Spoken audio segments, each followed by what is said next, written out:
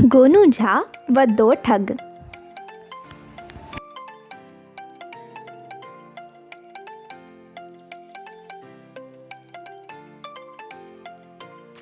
एक बार गोनू झा घर का सामान खरीदने बाजार गए। बाजार में उन्हें शाम हो गई और जब वह लौटने को हुए तो तेज़ बारिश आ गई। अब घर लौटना मुश्किल था। गोनू झा ने नगर में ही धर्मशाला में ठहरने का विचार किया। वह धर्मशाला में जा पहुँचे और भोजन किया। वहीं उनकी मुलाकात दो और लोगों से हुई। उनके नाम लग्गू और भग्गू थे। दोनों ही अधेड़ थे। भोजन के बाद वार्तालाप शुरू हुआ। भाई मुसाफिर, लग्गू ने कहा, अपनी तो उम्र गुजर गई पर कभी चैन न मिला। रोज़ का कमाना है और रोज़ का खाना है। अपना भी तो यही हाल है, भग्गू ने भी कहा। तुम्हारे साथ रहकर भाई, गोनू झा ने पूछा, क्या काम करते हैं आप दोनों? हम क्या बताएं भाई, कहीं कोई नौकरी तो हम करते नहीं। भगवान ने थोड़ी बुद्धि दे दी है तो उसी के सहारे गुजारा कर लेते हैं। फिर भी कोई काम तो करते होगे। किसी को ना बताओ तो बताएं। मैं क्यों बताने लगा? तो सुनो, हम दोनों ठग हैं। ठगी एक कला है, हम कलाकार हैं। ये तो अच्छा काम नहीं है भाई। अच्छा या बुरा क्या, काम तो काम है भाई। किसी दिन पकड़े गए तो दंड मिलेगा। यही तो खूबी है हमारी कि हम कभी पकड़े नहीं जाते। हमारी विद्या बड़ी सुरक्षित है। हम अपने शिकार को पता भी नहीं चलने देते कि हमने उसे ठग लिया है। ऐसा कैसे हो सकता है? ये कैसे हो सकता है कि तुम किसी को ठगो और उसे पता भी ना चले? यही तो खूबी है हमारी। तुम चाहो तो कल हमारे साथ रहकर देख लो कि हम किस प्रकार अपनी कलाकारी दिखाते हैं। जरूर भाई, तुमसे तो कुछ सीखने को मिलेगा।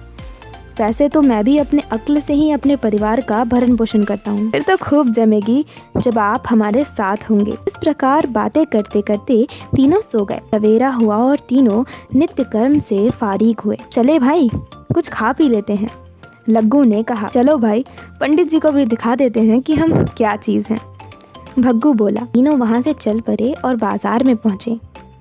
भाई, कोई बखेड़ा मत खड़ा कर देना, गोनू झा ने। मुझे बस बुद्धि का प्रयोग देखना है, झगड़ा नहीं करना।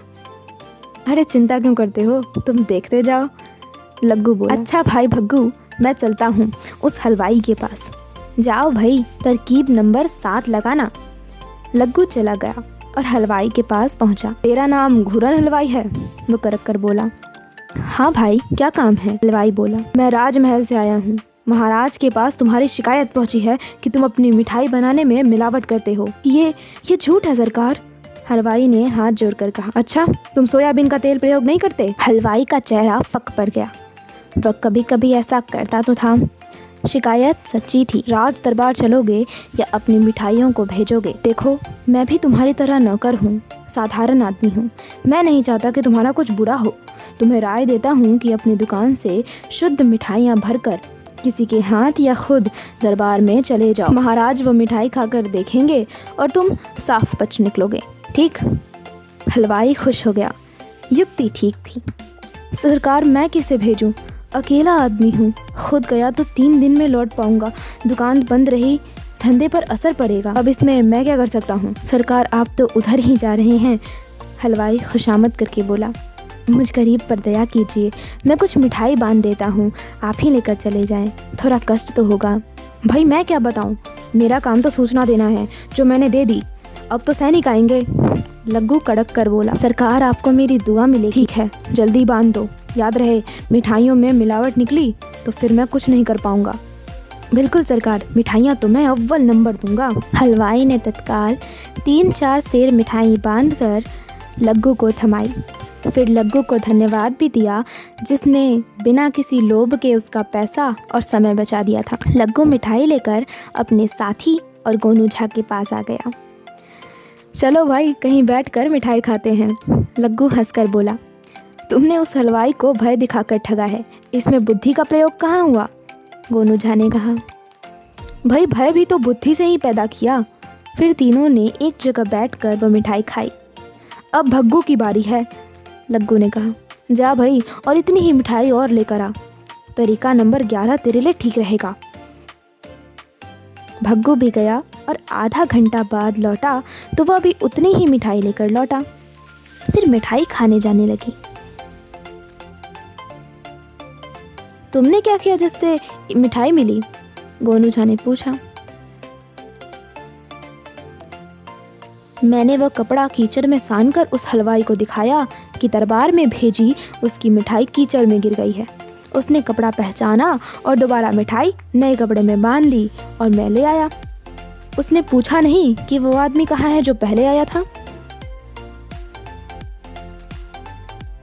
पूछा, मैंने कहा उसे ठोकर लगी तभी तो कीचड़ में गिरा।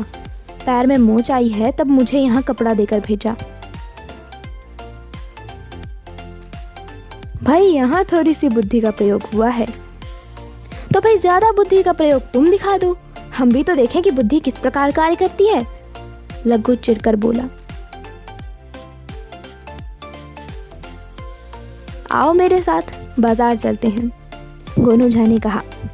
तीनों फिर से बाजार पहुंचे, पर इस बार अन्य हलवाई के पास।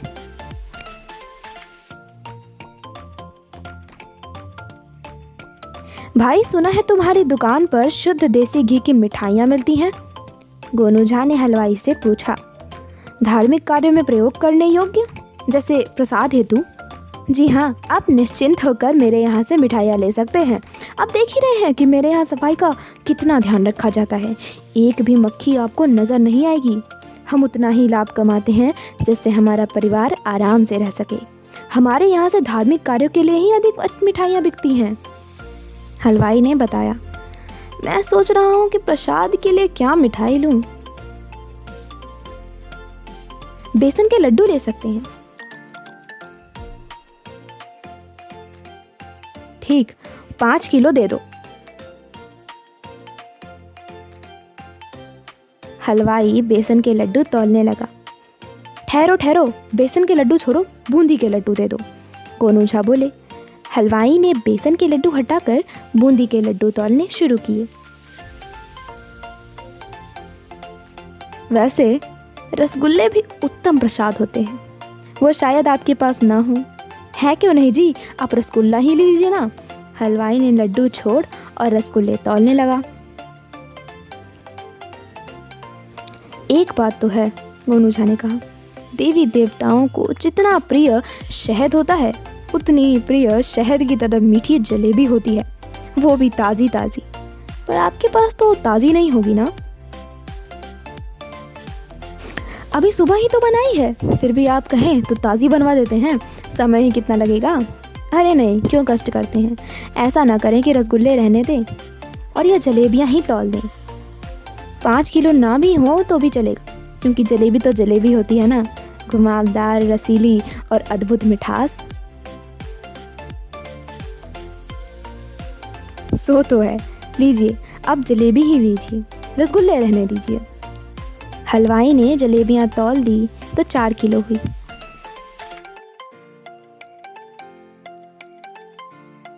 धन्यवाद, आपने बहुत कष्ट उठाया, अब मैं चलता हूँ।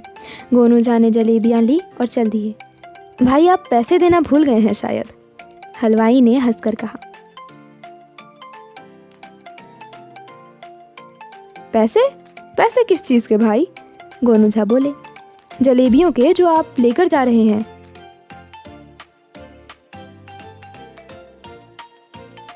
पर जलेबियां तो मैंने रसगुल्ले के बदले में ली ना, भूल गए? नहीं भूला जी, तो रसगुल्ले के ही पैसे दे दीजिए।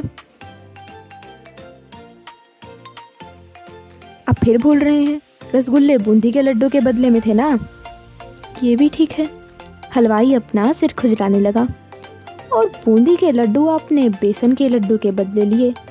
मैं ही गलती कर रहा हूँ, मुझे ही बेसन के लड्डू के पैसे मांगने चाहिए थे। वही तो मैं कह रहा हूँ, गोनू झा ने कहा। चलिए, गलती के लिए क्षमा चाहता हूँ, आप बेसन के लड्डू के पैसे दे दीजिए, हलवाई नरम स्वर में बोला।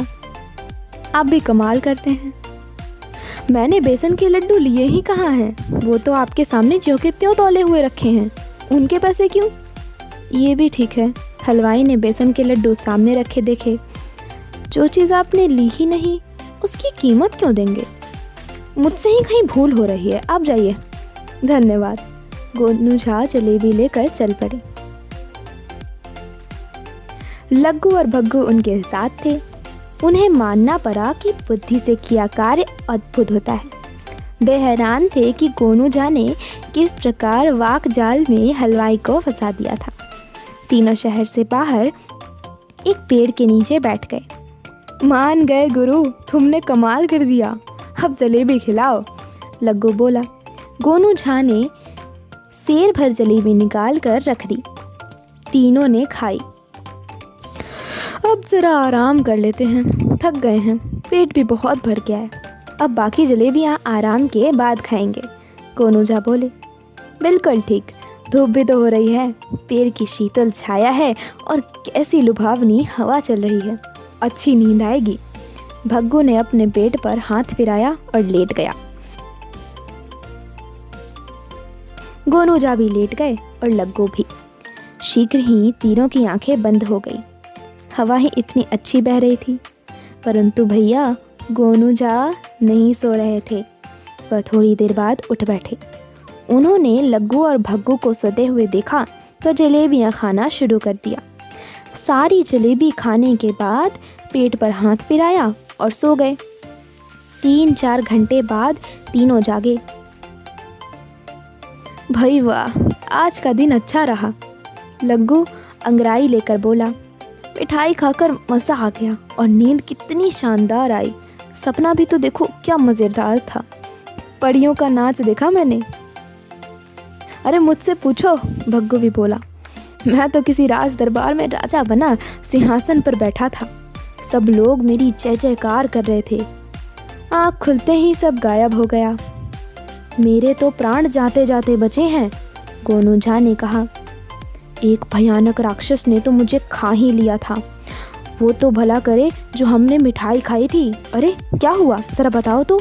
दोनों ठग चौंक पड़े। हुआ क्या? यहाँ एक राक्षस आ गया। हम तीनों को सोता देखकर खुश हो गया कि आज तो नरमांस खाने को मिलेगा। हमारे पास आकर बैठ गया। क्योंकि मैं सबसे इधर था तो पहले मेरा ही बारी थी। वह मुझे सूंघ रहा था। अचानक उसने बुरा सा मुंह बनाया और बोला, इतना मीठा। मैं समझ गया कि उसे मीठा अच्छा नहीं लगता। मैंने तत्काल और जलेबियां खानी शुरू कर दी।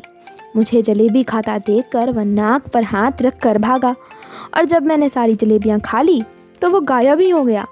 गोनू झा ने अपना सपना बताया। दोनों ठग हक्का बक्का रह गए। गोनू झा ने सारी जलेबियां खा ली थी और ऊपर से ऐसी कहानी सुना दी थी। भाई मान गए गुरु, तुमने तो हमें भी उल्लू बना दिया। वास्तव में तुम बड़े बुद्धिमानी हो। गोनू झा मुस्कुरा उठे और चल पड़े। भाई अपनी कोई सीख तो देते जाओ, हाथ से तो तुम हमारे गुरु हो। तो भाई ये ठगी छोड़कर श्रम करना सीखो, अन्यथा किसी दिन तुम किसी भारी संकट में फंस सकते हो, गोनू झा ने कहा। दोनों ने वचन दिया कि आज के बाद ठगी नहीं करेंगे और परिश्रम व बुद्धि से ही जीवन यापन करेंगे। गोनू झा अपने गांव की ओर चल पड़े।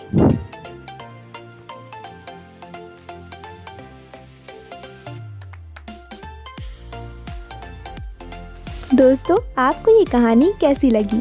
अच्छी लगी हो तो लाइक, शेयर और कमेंट ज़रूर करें।